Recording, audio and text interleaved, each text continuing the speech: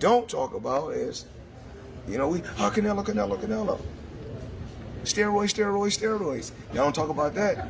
So we don't know. We really don't know all the fighters he beat. And he was what he could have been not clean in a lot of fights. Think of that, bro. I think Pacquiao, he showed a hell of a fighter. Shit, we got so many fighters at PBC. I thought he was with PBC, but he's... In the lead up to Terence Crawford's bout with Canelo Alvarez, boxing legend Floyd Mayweather has warned Alvarez Mayweather emphasized the physical toll that an extensive boxing career can take, noting that fighters like Alvarez, with numerous high-profile matches, may experience a decline in performance. Sometimes abruptly, this observation serves as a caution to Alvarez, suggesting that despite his impressive track record, the demands of the sport could impact his readiness against a formidable opponent like Crawford. After being the first guy to beat Canelo Alvarez, thoughts on a fight between Terence Crawford and Canelo Alvarez. I had people that stated that they feel like that Floyd Mayweather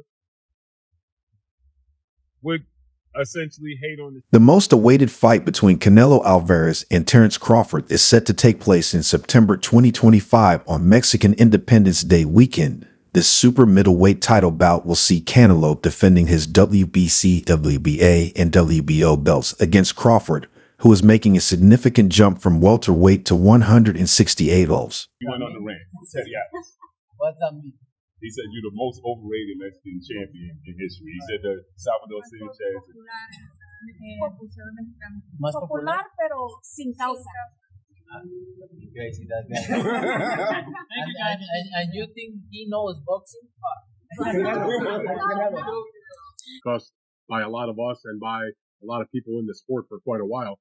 Certainly, it's a fight that Turki Al-Sheikh from Saudi Arabia has shown a lot of interest in. And of course, if it's going to get made, someone's going to have to put up a lot of guaranteed money. And he's probably the person that's going to do it. He's obviously been working closely with Terence Crawford. He was involved with the Terence Crawford's last fight that took place in August 24th. Floyd Mayweather has recently shared his perspective on the potential matchup, while acknowledging Alvarez's impressive achievements, including his ascent to light heavyweight champion. A move Mayweather admitted he didn't even see him going up that heavy. He currently ranks Crawford as the #1 pound-for-pound boxer. Once again, why the #1 pound for pound on many people's lists, including my own. I don't think it was going into this fight was a question of whether Bud was going to win this fight. It was a matter of he's about 35. He's had a 13-month layoff. Usually things start to fighters start to look a little bit more ordinary when these circumstances start to present themselves. We want to see if Crawford, how he was looking under the current circumstances, and if there was any signs of aging. I think Avanesian really, fought as good a fight as he can fight. This is a durable guy. He stays in your face. You can see why he upsets certain people. Because, he knows how to mentally stress you and also physically stress you by staying in your face like that, coming off the ring. Mayweather praised Crawford's versatility, highlighting his ability to switch between orthodox and southpaw stances effortlessly. He emphasized that Crawford's adaptability and intelligence in the ring could pose significant challenges for Alvarez, who is renowned for his power and discipline. Mayweather noted Crawford can make adjustments mid-fight like few others. He's not going to stick to the same game plan. If it's not working, that's why I give him the edge. But it may be a done deal. Terence Crawford, Canelo Alvarez. Early thoughts? What do you think? Yeah, look, the first thought is, can he handle the weight jump? Can he handle the weight jump? He being Crawford against Madridov, people are going to say, "Oh, he had some hiccups." Who don't have hiccups? When you eat something that's a little difficult to eat, and Madridov was a little difficult to eat. He's not easy to digest. He's a good fighter. When you eat something that's a little tough to digest, you get hiccups, right? So come on, he's human. So he had a few hiccups. He won the fight. He's Terence Crawford. A lot of people say, "Oh, Teddy, you make him so good. You're always saying how great Crawford is." But who's he beaten? He unified the what was his first division? Lightweight. Then he unified the junior. Then he unified the junior welter. Then he unified the welter. Floyd Mayweather and Canelo Alvarez have a long-standing relationship that dates back to their iconic fight on September 14, 2013. This bout, which took place at the MGM Grand Garden Arena in Las Vegas, remains one of the most talked about fights in boxing history. Canelo needs to understand he's a different fighter now. The deterioration is there. He's not the same guy. He's not that destroyer who's looking for knockouts early and keeps a pace and a pressure on you. He throws 30 punches around. You're not the same guy. So telling everyone you're going to knock them out and then going into, 6 decisions in a row now? Scores a knockdown every time. Power's still there. The problem is the pace and the ability to carry on and push. That's the real difference, and that comes with age. He's 34 going on 45 at this, as far as I'm concerned. He's got a ton of fights, been around for a long time, doesn't have that same desire, the same drive to take the chances against these younger, bigger guys, because he is fighting younger, bigger guys. At the time of the fight, Floyd Mayweather was already a boxing legend holding an undefeated record and multiple world championships across different weight classes. Canelo, on the other hand, was a rising star at 23 years old. He was the WBC and WBA super welterweight champion and considered the future of boxing. He is the hardest, for sure. One of the fighters that hit very hard was Angulo. You know, he's a Cuban guy, and he punched very hard too. So I'll say both of them are like the same, but, you know, with Canelo, I was just mentally ready for his shots. You know, I already told myself, I know I'm going to get hit. I know I'm going to get hit on my chin, but it's, you know, I got to bite down on my mouthpiece and push. You know, and look what happened in the third round. I got hit with a left hook. We'd be practicing in camp the whole time, you know, keeping my right hand to my chin, and I wound up just moving, and he connected right on my chin. And you see how I punched my glove. You know, that's like a thing for me when my last time when I got dropped, I was punching my gloves. 'Cause I'm like, damn, I got hit with a shot. I'm not supposed to be on the floor. But, you know, it comes with boxing. You know, the greats done got dropped, you know, got hurt. But it's about how you come back and respond. Canelo, oh, he's too big. He's a good night for Crawford. He's going to bed. All that stuff. Not so fast. Not so fast. Don't forget that the other guy is bringing something to the party too. And he's bringing the things that hopefully I just described to you guys in the best way I can. When it gets closer, we'll get more thorough with it. But right now, I think you know where I'm leaning. And I'll make it even clearer where I'm leaving. So there isn't a lot of suspense. I ain't going against Crawford. Okay? I do think he's that special guy. I think Canelo's special too. But I think Crawford's special in a little bit, even more so. Even more so. He hasn't learned how to lose yet. I think he does have those special ingredients that go beyond the physical genetics, the physical DNA.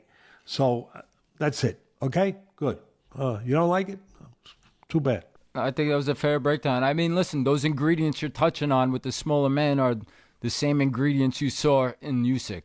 Abilities and ways to find a way to win. I'd like to know what the weight's at in this fight, but has that been figured out yet? Probably not, because No. that to me is a variable there. Joe Rogan highlighted the significant impact of Canelo Alvarez's 2013 loss to Floyd Mayweather on Alvarez's subsequent boxing career. Rogan emphasized that the defeat served as a pivotal learning experience, leading to notable improvements in Alvarez's defensive techniques, particularly his head movement. He remarked it was a life lesson. Then you look at how Canelo's head movement got after he realized it. Being joined here with Teddy Atlas. Teddy, I got to get just right to it. Terence Crawford wanting to move up 3 weight classes to fight Canelo Alvarez. You as a trainer, what's your insight on that? And I don't know, would you advise a fighter to move up 3 weight classes to fight someone like Canelo? You got to remember, he's already moved up 3 weight classes. So now you're talking 6, if you add on 3. You know? Yeah, my math is different than yours, being that I've been in this business my whole life. So 6 is a lot. 6 weight classes. That's a lot. 3, you know, he had the skeleton for it. Does he have the skeleton to go up 6? I don't know that he does, but I know he's got this. I know he's got this. I know he's got the character, and I know he's got the mind. I know he has special gifts that...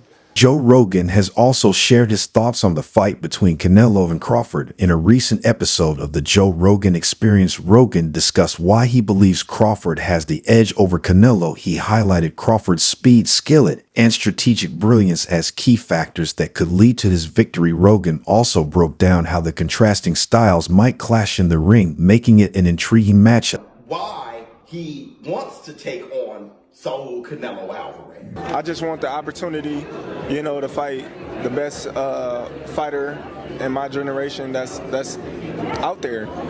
He's the most accomplished fighter, and I would just like to, fight another great. Which is a very noble reason. I mean, it's a reason that I can get behind. If you notice, his primary reason isn't money. He did say it'd be the biggest fight, which, you do want a big fight, but I don't think he meant monetarily, which the money comes, okay? But what he's saying is he want to test himself versus the best. And I think he's telling the truth here, right? Of course you want big money and stuff like that, but I think his swan song is just him test himself up against the very best. Those are the people asking you about Terence yet.